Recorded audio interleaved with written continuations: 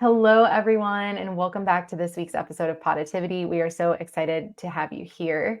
And Maggie and I are really diving into the topic of growth today.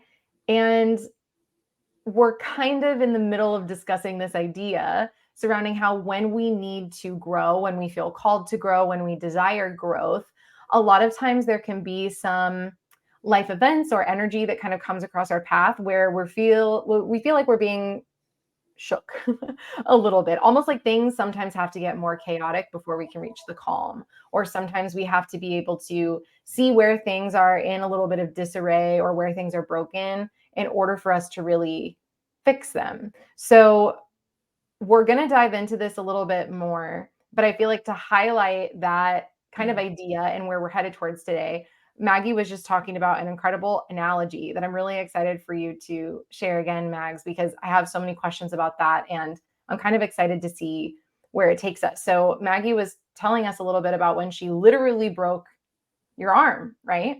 Yeah, literally fell, bad break in the humerus bone. Nothing funny about it, spelled differently. And literally a bad, clean break right through the middle. And when it didn't, checkups, and the doctor said it's not healing. I need to see new bone growth. And I'm like, well, is that, first of all, I didn't even know that was a thing. It is. It's real. And she said, we're going to get you a bone stimulator. And I was like, fascinating, super expensive. But you wear it every day for 30 minutes a day. And it literally filled in the bone. Like, my husband is so smart, and he would look at the x-rays and he's like, oh, I get it. I see this right here. I'm like, I don't, but there was a big hollow place where there needed to be bone growth. And sure as shooting, after I don't know how many days, almost a year, it totally filled in. So I was thinking about this we're talking about broken relationships and forgiveness, and what do we need? What is our emotional bone stimulator? How do we fix that? So what are your thoughts on that? I think, I mean, what do we do? Like, it's an easy fix to put something on your arm and wear it every day, push the button, the timer goes off, you're done, you're good. And you don't even see it happening. You go back and then and then you're like, wow, that filled in. How do you fill in? How do we emotionally fill that in? Oh my gosh, it's such a good question. And I have an answer to it, but before I give my answer, I want to ask you, so the bone stimulator, what was it like to wear it? Like did it shake your arm? Could you feel it? Was there No, movement? Was it silent? you slide it. It's like a little box like this big. You slide it over the actual area. You press the button, and I would just meditate, and put my arm in it, whatever comfortable position, and you don't hear anything. You don't, you can look at the timer. It's insane. I don't know who invented this, but you don't feel anything. I mean, it's Mm, just like you have like a water wing on your arm or whatever. Just that's it's crazy. crazy, but Because as they Go work. ahead. Yeah.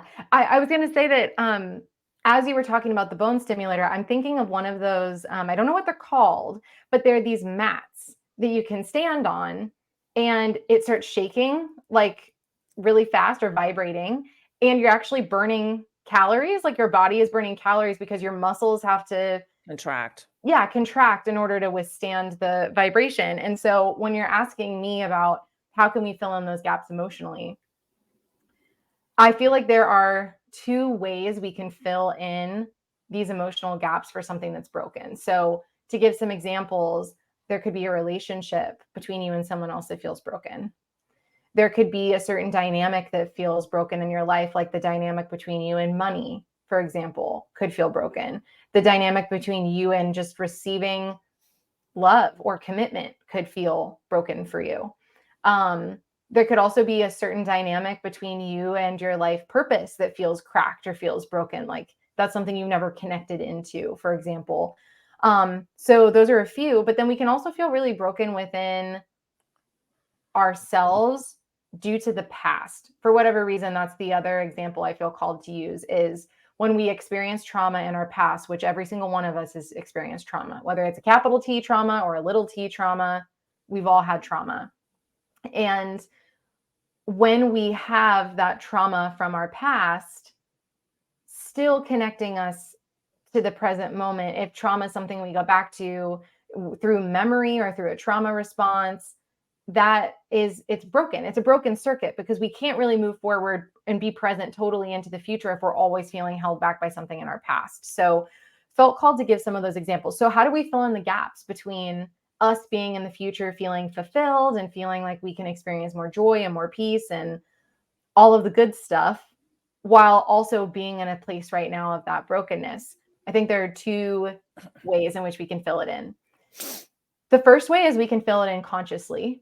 And the second way, we can fill it in unconsciously. Now, I would say the conscious way is the easier path to take. Not that the path is easy, but I think filling in those gaps consciously would include maybe going to therapy or hiring a coach or a mentor, getting support surrounding your, like, recalibrating your nervous system, basically working with your trauma and seeing how your trauma can teach you and help you to become a better, more fulfilled person, and not looking at your trauma and seeing that it's here to be something to punish you forever or put you in a negative place. Now, I can say from my personal experience, as someone that's gone through years of therapy, years of training, I have a lot of different modalities under my belt of how to heal. And I started on my healing journey, not to heal anybody else, but to heal myself. And it just so happened along the way that I started feeling called to work with other people too. But really, my whole journey and my whole life has to be rooted in me healing myself first. I think it keeps us humble, right? It keeps us Yes. accountable as well. But anyway, so that's the conscious way, is consciously choosing to work with your trauma. And I can give other examples later on in this episode of other ways you can work with your trauma consciously. Okay, but the second way is unconsciously filling in those gaps. And that's where life fills them in for you. And when life fills them in for you, it reminds me of that mat that just shakes and you're like, ah, and you like clench and contract and you're like, what's going on? But I want to really, know, does anybody we know I've seen these things advertised and it just almost seems, we've talked about the too good to be true thing. Do we know anybody that's done this? Does it work? I just want to take a little segue into that for a minute, because if it does, any of you out there that are listening to this, if you have one or you've done it, let us know, Lindsay, because I'm all in. Like I said, yeah, it looks a little too easy. I mean, it's also supposed to build up muscle tone and everything without doing anything. You just sit there and let it shake. And I'm just like, wow. And you see these people, they're like eating ice cream while they're on it. I'm like, okay, I don't know. Anyway, just putting that out there. Go ahead. totally. I would love to know who it's worked for also. Absolutely. I know one person, my sister-in-law's dad has one, and I've actually stood on it before, and it was crazy and wild and strange. But I feel like that is life filling in the gaps for us, is when life starts to shake you a little bit. Now, it's not here. I don't really believe that the universe or life like tests us as if there's certain things we have to do to pass the test. But I do think that life will put pressure on us, similar, like the whole a diamond forms under pressure. Sometimes we have to have pressure put on us to actually get uncomfortable enough to change or grow, because the process of growth will be uncomfortable. If you're staying in your comfort zone, you're probably not growing, because growth requires, just like the bone stimulator, it's stimulating new bone growth, not the old bone growth, because that's in the past. Like, new bone growth is helping put you in the future. So I feel like the bone stimulator of life is when we feel pressure to grow, pressure to expand. And that can be very uncomfortable, which is why I think that filling in the gaps consciously is easier, because you're choosing that pressure and you're choosing the growth. Whereas unconsciously, life kind of chooses it for you. And that can show up in kind of divine triggers, some divine lessons that you didn't really see coming. It can be kind of like things coming at you in life out of left field that trigger certain emotions that remind you of how you felt in the past. And every time you're getting triggered and the past is getting brought back up for you, or that gap that you're feeling between you and your relationship, or whatever it is getting brought up for you, it's asking you to take a look at it. And it's like, please take a look at your trauma and move with it, not against it. So that's what came up for me. But how is all of that resonating for you, Maggie? Do you have anything to add? Or I have a ton of stuff. I'm so thinking, my mind is spinning like a lot. But first of all, I want to back to the bone growth thing, which is super. It's just, now that I'm thinking about this, it's so cool, because So when this started happening, once I started using it, then you still have to, and she's like, oh, not seeing it, not seeing it, not seeing it, not seeing it. And then she's like, oh, she comes running in one day and she's like, oh my God, it's there. It's starting. We're there. Oh, now it's starting. Now it's really starting. The next week it's more. And then until it's totally filled in. These things don't happen overnight and you can't always see them. So in your broken relay, and you have to trust it, right? You don't know what's going on underneath that surface, right? I just had to trust and put my faith that this thing was going to work, right? Along with a lot of other modalities, I'm going to tell you. And I'm also convinced that my mother was doing a lot of healing from heaven with that. So, but you have to trust in that bone stimulator, right? And you don't see it right away. You know, it's not an instant it's not stir and mix and drink it and we're all good, right? What is that? What is Absolutely. that called? Rinse, repeat, and it doesn't happen overnight. It doesn't. It takes a lot of time to fill that in, and I think with relationships, we're not going to see it overnight. We're not necessarily. If you do, great. Also, I love what you talked about with your comfort zone. And I want to be very clear here because I know that there's tons of people out there, coaches and mentors and everything, like, push yourself out of your comfort zone. Just go do it. Go swim with the sharks. Go jump off a mountaintop. I'm not in total agreement with that, right? I think it's baby steps. And I think you need to know when it's good for you to push. And I'm not saying to not push ourselves, but it's also to be comfortable enough with the state that we're in. And Lindsay knows this story and you guys will laugh about it. I did something last weekend that was way out of my comfort zone. I did it and I participated, but I modulated it to make it comfortable. It was a stretch, but I had to make it comfortable and safe. And that's what I want to be very clear about here. When you are in full on fear, your body goes into a state that produces toxins, that it's stress, you know this, and that can be more harmful than good. Absolutely. And thank you for adding that because that's such an important nuance to add that seems like something, I don't know. It's important because it's what I call finding your edge. And only you know what the edge will be, where you're comfortable enough that you're like, okay, I'm safe, but you're pushing your edge just enough that you're like, oh, this feels like a little bit scary or a little bit uncertain, but I'm not in full fear. I don't feel out of control of my body. I don't feel like I'm going to die, right? On the inside, emotionally. It's just enough that or we're physically. Like, yeah, or physically. Absolutely. Yeah, of course. That situation that I told you about, now we won't go into it now, but I was scared for myself physically after and I was like, this is not comfortable for me. So I'm going to do it to this comfort level and then make it okay. Like I said, adjust accordingly.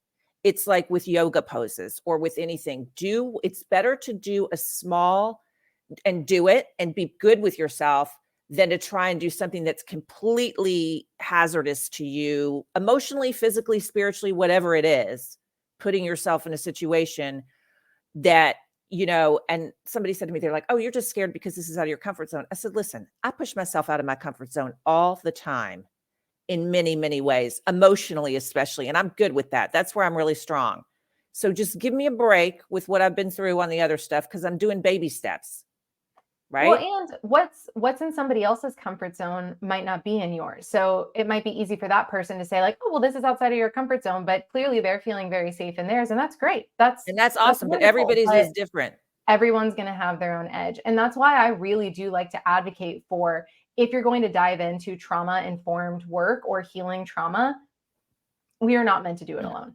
I really like to advocate for people to find some kind of support. It could be a mentor, it could be a coach, it could be a therapist, it could be a community, it could be an accountability buddy with one of your friends. But that is how, and you need to find the right person, not just any community or any coach or mentor. Not all are created equal. You have to find the one that puts your safety first, physically and emotionally and mentally, puts your safety first and helps you walk those edges so you can become brave enough to find the edge that's right for you. And based on your trauma, and we all have different kinds of trauma, our traumas will give us different edges. So an edge for me, I need to have a coach that will understand my edges, not understand a general edge or like most people's edge, but my personal edge. Because like you said, if you push yourself into, you can basically re-traumatize yourself by not paying attention to what feels most safe for you. So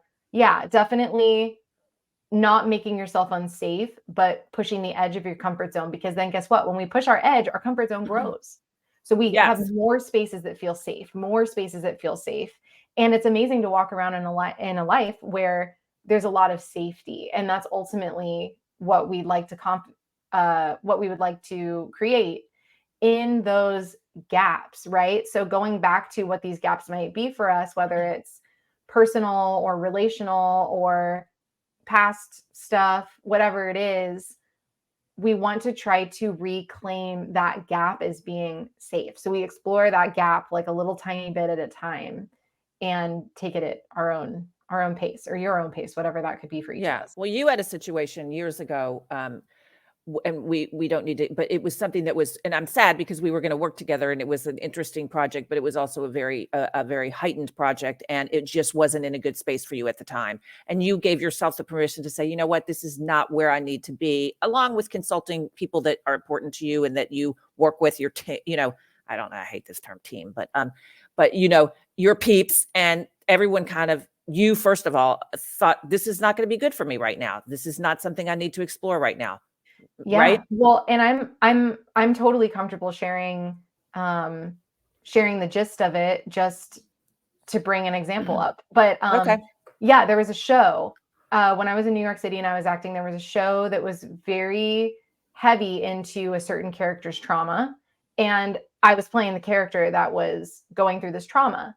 Well, I had gone through that trauma in my actual life, so going back into a character that was moving through that trauma wasn't a safe place for me. I had just started therapy at that time, so I was really open to all of my past trauma. It was just bubbling up, from the depths of me. And so there was a lot of grief that I didn't get to process in the past because maybe I was too young or maybe I didn't feel safe enough to process my grief. So I got to process it through therapy, and it was incredibly healing. But at that time I was so raw and so emotionally vulnerable that I would re-traumatize myself. And just reading the script was too much for me. Just Right. thinking So about you knew if you were projects. reading the script and it's too much, then it's not the time for you. Ironically, the person that did end up doing it had also been through a trauma. It had been far enough out, and she felt that that would be good for her, that that would be a good, again, this is where we're all different. You see? Exactly. Well, and that's what's so amazing is that's a perfect example is as you heal, you can not re-traumatize yourself anymore because you've created a safe space. And that's the place that I feel like I'm in now with that specific trauma.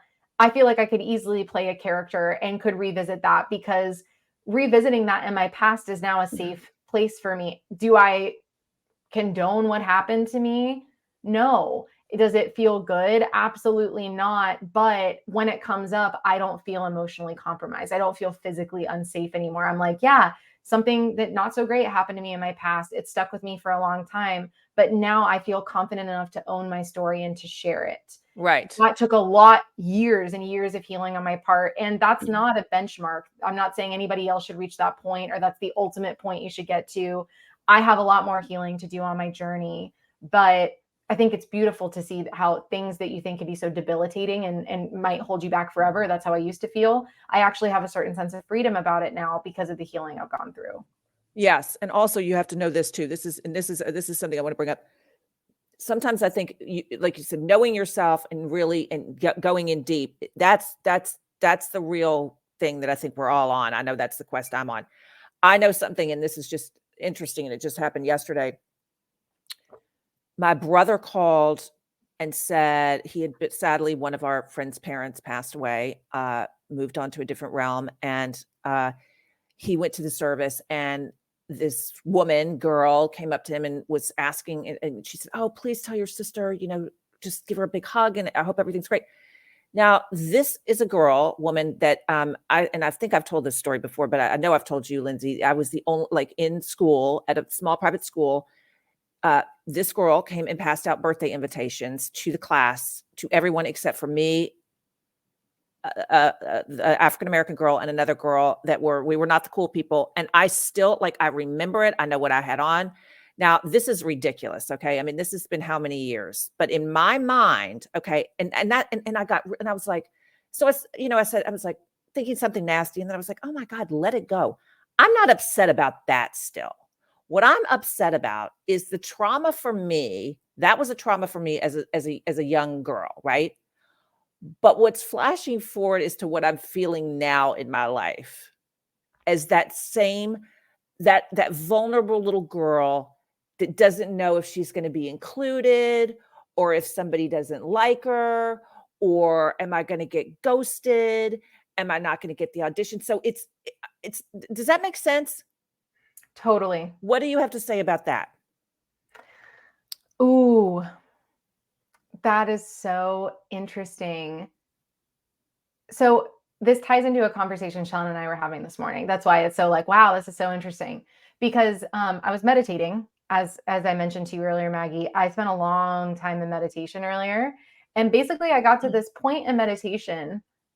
Meditation isn't linear, so it's hard for me to remember all the things that I experienced because I go really deep in there. But anyway, basically I came to this place that was like when we come out of the womb, like when we are born, you hear psychologists talk about nature versus nurture. And there's a certain point that psychology reached where they're like, pretty much the whole way that you are is because of what's happened to you in your past. So it's really heavy on the nurture, kind of a little bit in the nature. So for the nature part, we look at our biology, right? Our DNA. We can look at our ancestry to see why we are the way that we are. But a lot of times there are certain things we're born into life with that might not make any sense. Now, from a spiritual perspective, to me, I think that we can have trauma from past lives that we actually can take into this life. So in my meditation, I was going really, really deep into a fear that I have. I kind of use this as an example because I'm still figuring it out. But as an example, I'll say I've been working for the past couple of years with the fear of being seen, which is so ironic because since I was a child, I've been a performer. So I've been on stage, I've sung, I've done comedy, I've danced, I've played violin, I've like you name it, I've done it. I played sports, right? I rode horseback. Like there were so many things that I did that cater to an audience. Even what I do Yeah. today with marketing and being on social media and working with clients, like I'm being seen all the time. So this fear of being seen coming up was really interesting for me because I was like, wait, I don't have that. And as I started to dive in, I was like, oh my gosh, yes, I do. Because this started coming up around my spiritual work, fear of being seen in my gifts. I was so afraid to tell people that I read tarot cards, particularly my family, because I just didn't know how they were going to feel about it. The state that I live in tends to be very Christian, and tarot and Christianity in the past aren't always seen as going together. I see tarot being completely outside of religion. I see it being a practice of reflection, just like looking in a mirror. And so you see what you feel about yourself. When you look into the mirror, you can see love, you can look into the mirror and you can see pain, but it's based on your own perception. Anyway, that's how I see the tarot. So my fear of being seen was coming up. In my meditation today, I realized I was thinking, I don't really know where my fear of being seen came from because when I look back through my life, yeah, there are certain times in which, I was in the spelling bee in third grade and I was so confident I was going to win. And the first word I was given was the word beginning. And I spelled it with two G's instead of two N's. So I spelled it wrong and I got out. I was so embarrassed because kids in the class laughed at me. And I take that with me. So I thought, oh my gosh, did my fear of being seen start then? Did it start then? Did it start then? So through my whole life, I felt this embarrassment over and over and over. But yet, as I'm forgiving all of these things, like I'm going and I'm forgiving, it's okay that my classmates laughed at me, like they just were children. They were 9-year-old kids. And as an adult, I don't need to hold their 9-year-old selves against them, right? Or I can forgive myself for being so hard on myself for missing that question. Honestly, it was probably me that put that on me and not everybody else. So, I go back and heal and heal and heal. So then I get all the way back to birth and I'm like, I think this might have been something that is in my nature. I think my fear of being seen could have come from past lives or it's just embedded in who I am as a human. And so it doesn't need to be something that's always changed. Can I see my fear of being seen and have it not hold me back and not be so hard on myself for being afraid of being seen and instead just love that part of me? It's not something that needs to change. It's just something that gets to be loved. Similar to like, oh, I have this freckle on my arm. oh, I could hate it and try to change it. Or I could be like, I'm cool with that, Freckle. Like, I love you, Freckle. I'm not going to try to change you. You're just a part of who I am. And so it becomes neutralized. It's not something to like or dislike. Anyway, it reminds me of what you were speaking about, because sometimes I think there are parts of us that we like to blame on other people throughout our lives. Like, you're the reason I am who I am, or this memory is the reason that I became this way. When in reality, when we really start to take a look inside, we're like, am I blaming someone else for creating this version of me? And did I create it, or was it always there? And can I love that part of me instead? Yeah, it's up to us how we, and this is a really tough. I just want everyone to just take a breath here for a second. Shit's going to happen. And it's up to us how I choose how I'm going to react to it. Right? Right? And you and I know this, and you're still, but it's like, who knows what chapter you walked in on that person's life, Yep. you know? Yeah. I mean, and I would say most of the time, but I get so wounded. I'm like, why were they like that? Well, it's not about me, really. If I was Right. gracious and kind and I didn't do anything, that's their issue. Yeah. Well, and that's what I think is so interesting, is Now, I'm going saying back. this totally tongue in cheek because you know that I cry for days over, if the woman at the post office is nasty. Right. Okay. Well, and that's why I think going back to the example you gave of not being invited to this birthday party when you were a little girl, and then realizing the thing that was upsetting you wasn't that, but it was the feeling of still having the fear of, am I going to be included? Do Oh, people no, want me? at the time when I was 7, it was that for sure. It was Yeah. like, wow, this is devastating. And this is hurtful, and your mom tries to make it better, which makes it even worse, and you're like, "Oh my god," but not now. I mean, how right? So that's right. So now I've got to go and look at that and say, where are you still feeling left out, hurt, afraid? Yeah. And that is the gap that we were talking about. That's filling in that bone that needs new bone growth. That's the gap. Yes. So that's my question. How do we emotionally where's the emotional bone stimulator to just get this stuff worked out?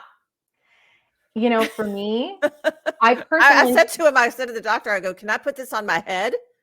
right? I know. I think this is such an interesting question that might be slightly different for everyone. So I'm interested, for anyone that's watching this video, comment below and let us know, what do you think your bone stimulator would be, or this emotional growth? What would stimulate your emotional growth? For me, the way that my emotional growth becomes stimulated for me to fill in those empty gaps is for me to go confront the pain. There is no way around it. There's no like all love and light to it. You can't move forward. I know this is a cliche, but I think about this all the time. I don't know who said this quote or if it was one of my friends in my life, but I heard, you can't drive forward while you're looking in the rearview mirror. Oh, Like if I you're like trying to that. drive a I car, but like you're that. only looking in the rearview mirror, you could run in and crash to something, right? So I don't to even think that's me, possible. yeah, right. I So like there's, that. yeah. So I think when it comes to the gap, right? If we're always trying to move forward, but we have that trauma or that hurt in our rearview mirror that we still feel connected to. Like for me, my third grade spelling bee, right? If I'm trying to push forward through my fear of being seen, but I won't confront that memory because I'm like, oh gosh, like, oh, that makes me feel really embarrassed. I want to hide, like, or like I'm mad at all these people that did this to me, then I can't really move forward because I'm still feeling the pain of that in the past. So I have to go back to that memory, sit with myself. And this is something that I teach clients how to do all the time through one-on-one sessions, through personal mentorship, through Reiki, through tarot, and all of the modalities, because everyone needs a different reflection or kind of, method to see themselves. But this is the work that I do, is helping people go back, not necessarily to the past, even to events, but finding these emotional gaps on the inside and going into that gap and being like, let's look at this a little bit bigger. Let's put a magnifying glass, not to judge what's there, but to become aware of it and to accept it for what it is. That is such a beautiful method of healing. And that's why forgiveness has been so on my mind lately, because it's not just like the stereotypical, like, oh, I forgive you or cool now. It's more of going inside of yourself and being like, there's something that I am perceiving as broken. How can I begin to perceive it as being full of love? Yeah. Yeah, that's what okay, that's so what does that look like? Because I have to tell you, I think I try and and the forgiveness thing is huge because we were talking the other day about this and we said, "Oh, people are like, well, I'll forgive it, but I'll never forget it."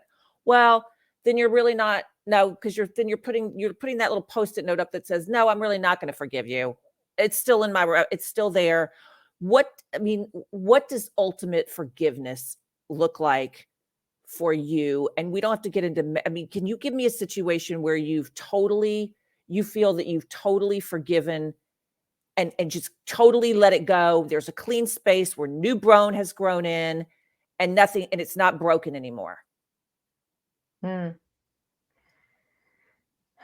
It's interesting with the forgive and not forget thing, because as soon as I'm trying to tap into a memory, I'm like, wow, it's really hard for me to remember what I've forgiven, because it's like I don't even think about it anymore because it's out of my mind's eye. But um I can give some examples. I feel like the things that I've put most in the past and forgiven myself for, well, that's what I was going to say. The things I've forgiven the most fully have been things within myself. It's been forgiving myself. Now, I've That forgiven a lot of other people too, but the no, ways that but I've that's the hurt best. myself hurt me so much deeper than any pain anybody else can do against me. It's me You hurting said it. myself. You said it. There you go. Must be that everyone out there listening, you know what? Forgive yourself. That's awesome. Yeah. Because So, I will tell you, nobody's ever hurt me as badly as the voice, the voice that I call my alter ego or whatever that has beaten me up so badly. Nobody has done that worse to me than me. right. Me too. Me too.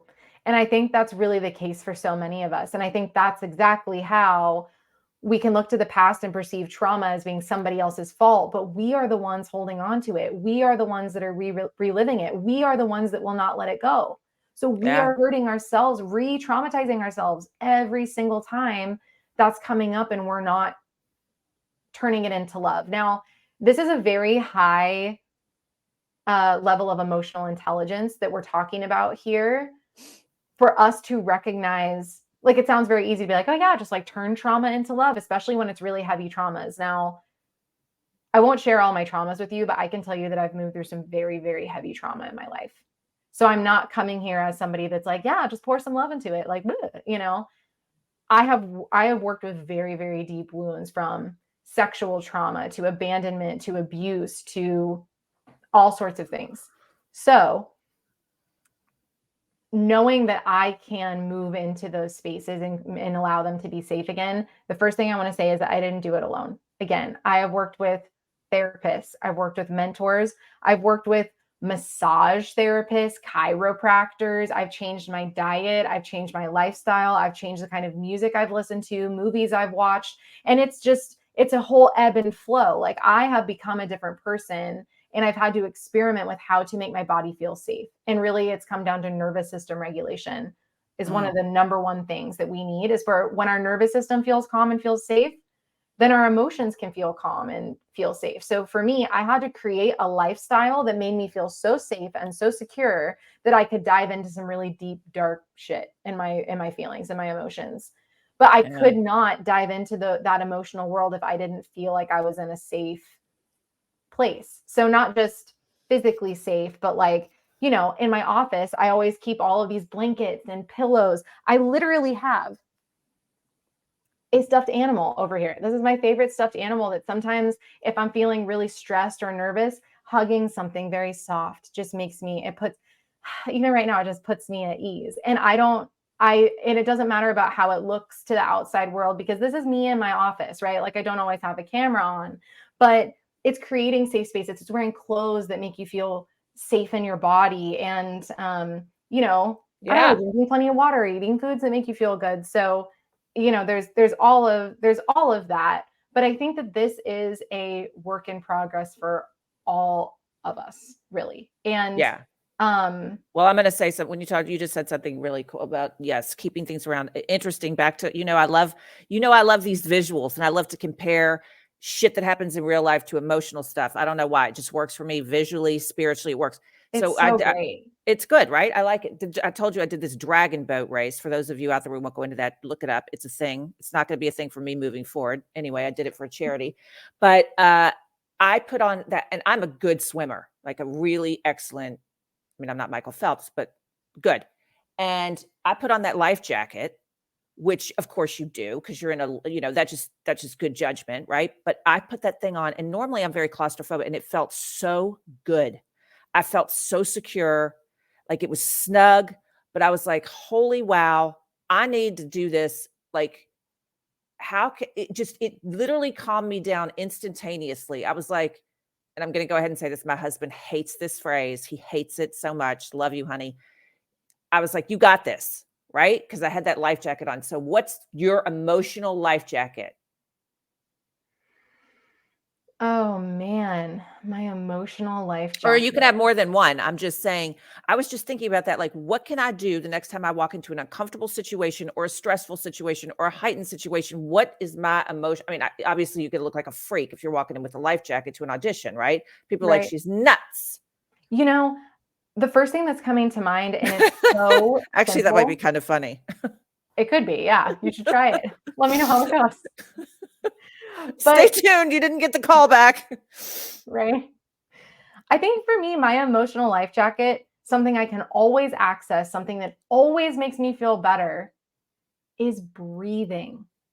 I know that sounds so simple, but taking a few deep breaths, even when I don't want to, and oftentimes I don't want to. If I'm in a heightened state, if I'm feeling anxious, I'm like, I don't need to breathe. I'm not going to breathe. Like that feels cheesy. That doesn't feel authentic, you know? But my inner parent is like, Linz, we know that this helps us. Let's take a few deep breaths together. And so me, myself, and I take a couple of deep breaths and I can feel the calm wash over me. Now, does it fix everything? No, but it does regulate my nervous system enough for me to feel like I got this. That feeling comes over me very often. And of course, it depends on the situation, but it's always breathing. I think being able to take a quick break, one of my superpowers that I've cultivated is being able to say, I'll be right back. Like, you know what? Hang on a minute. I'll be right back. Like, pause.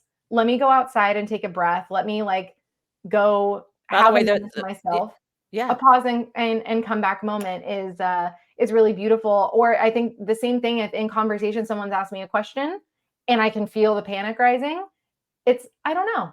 Let me get back to you on that. It's just having a pause, giving myself the space to be like, I don't need to have it all figured out right now. I got this. I can breathe, I can recenter myself, and I can answer or come back, reapproach the situation, come back into the room when I'm feeling more calm. So those are my instant things. But then lastly, I have people in my life that if I feel dysregulated, they can help me regulate. So again, not only mentors and coaches, but my partner, Sean. He's Yeah. someone all the time that now, do I rely on him?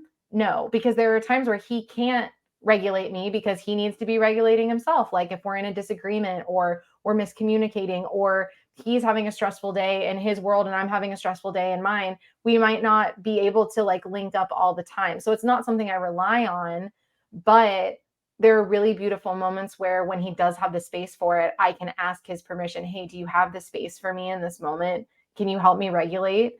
And if he says yes and he has the space, then having a big old hug and just having someone to breathe with me is an amazing feeling.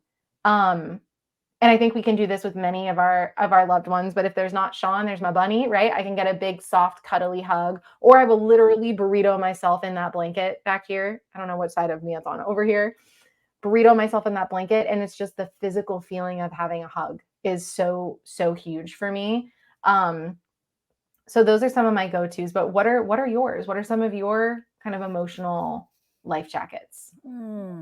I'm loving the whole like the life jackets. I really was just thinking back to that again. It just made me feel so literally so good so quickly. And talking about regulating and breathing and going deep. Now I'm going to give you the scuba diving analogy, okay, which I do not do because I have done it. It for me, it does not make people like, oh, it's so peaceful and calm. It is not. And I will just tell you, for people with high anxiety and other certain things just doesn't work. Love to snorkel, got to be able to get to that, which probably says a lot about my sense of wanting control and stuff. But the breathing thing is huge. With major divers, they will tell you that to regulate, it's called a regulator, I think, right? Yeah, it's a regulator, which shows your pressure and how much Yeah. oxygen you have left and all that. So just keep that in mind too when we're talking about relationships and shit. I find that fascinating. The breathing thing is a big deal, by the way. There's all these coaches that's what they do. Our friend G is actually getting ready to go down to a breathing conference today That's with amazing. this guy that this is his thing. And he works with all kinds of famous people, obviously singers and actors and athletes. And breathing is important. And I don't know if I'm dating myself here. Richard Simmons, I don't know if you guys remember him, but he would say, don't forget to breathe, because people do forget to breathe. All the time. It seems like the most easy thing in the world. But and I know when I get super tense and upset, I'm holding my breath, which is so counterintuitive, because you need to get that inflow and outflow. And again, we've talked about this before. Put your oxygen masks on first before you can't help anybody else if you're in a tailspin, you can't help anybody else. Right? Yeah, absolutely.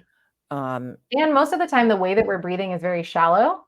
So when we can actually fill up the full lungs and fill up the diaphragm, we are getting so much more oxygen to our brain, to our entire body. I mean, we could do a whole podcast episode just on breathing and how to breathe. Yeah, well, I just listened to breathing techniques, Yeah. Oh no, there's a bunch of them. There's this guy last week I listened to one, and the mouth breathing thing is a big deal. It's very bad. No bueno.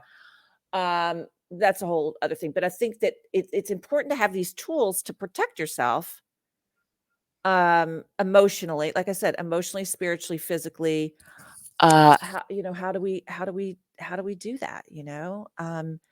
And I would say, I like you, I would say, because I tend to be very spontaneous and very passionate. Sometimes I just need to sit back, take a break, and maybe not say anything, or walk away for a minute, just regroup. Mm-hmm. Just be super quiet. Kind of choosing to respond rather than react. Mm-hmm.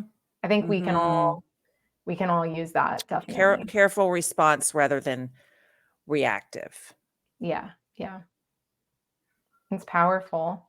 Well, I think something that I want to challenge everyone with today, including you and me, as we are kind of wrapping up this episode today, is to begin to think about what your emotional life jacket could be for you, what that could look like. And if you don't know, that's also beautiful and okay. Just start to be more open to, maybe this could be my emotional life jacket. Maybe this could be my emotional life jacket. And really, I think finding what your emotional life jacket or life jackets could be for you include the feeling of safety. And when you are feeling really safe, almost for me, it's that feeling of right before when you're going to sleep and the day's over and you can put your to-do list down for the day and you can just cuddle up in that big blanket and it's like quiet and just dark. Like there's nothing else to do except lay there and sleep. We have to mentally and emotionally be in a safe place in order for us to fall asleep. Like we all know the nights where your mind is running and running and running and you just can't sleep. And, you have disrupted sleep because there's that energy of like that swirly kind of stress energy that's keeping us awake. But when you're having one of those really restful nights where you're just so cozy and comfy, you've cultivated enough, like a feeling of safety enough for your body to actually rest and rejuvenate and shut down. So finding those restful practices or practices that allow you to come back to that kind of like rejuvenative, restful state is incredibly important. Which I know for me is why I meditate every morning. It's the way I start out my day. It's a way of regulating my body, my mind, and my emotions, kind of bringing them all together for me to move through the rest of the day. Now, that doesn't mean I'm going to be in that meditative state and, not be thrown off throughout the day. But I find that when I prioritize my regulation first thing in the day, I can serve other people more. Just like you said, Maggie, of like, put your, your oxygen mask on exactly before assisting other people. That is my oxygen mask for me. Right. And I think it's also an emotional life jacket for you. Definitely. It is. It just makes you, and for me, I mean, it's calming. It's just giving ourselves all. I'm telling you, I felt invincible when I put this thing on, which is ridiculous because I don't know. I mean, I get they work, you hope, but I just was like, wow. So that's what got me thinking about how can we do this in our practice for emotional stuff. So let us know what your emotional life jackets are, what your emotional bone stimulators are. I love this. I love hearing all different kinds of opinions with what works and for certain people, and we all handle things differently. We all, like you and I we like to talk it out, and some people don't. That's out of their comfort zone. Yep, totally. Well, So and please feel free, everyone, to let us know too if there are certain practices you heard us talk about today, like meditation or breath work or any kind of nervous system regulation that you are interested in. Let us know, because we'd love to bring in guests that can help teach us how to find our emotional life jackets, or give us certain practices that could be that as well. I think that could be a really beautiful thing to bring into the space. So if that's something that you resonate with and something you're interested in, please let Mags and I know, and we can kind of continue to bring this into our podcast. yeah. Beautiful. Well, we're sending you all so much love and just so much luck, as well as you are cultivating your emotional life jackets this week. I think it's so important for all of us. And thank you for being here with us. We're excited to see you in the next one. Thanks for being here. Thank you.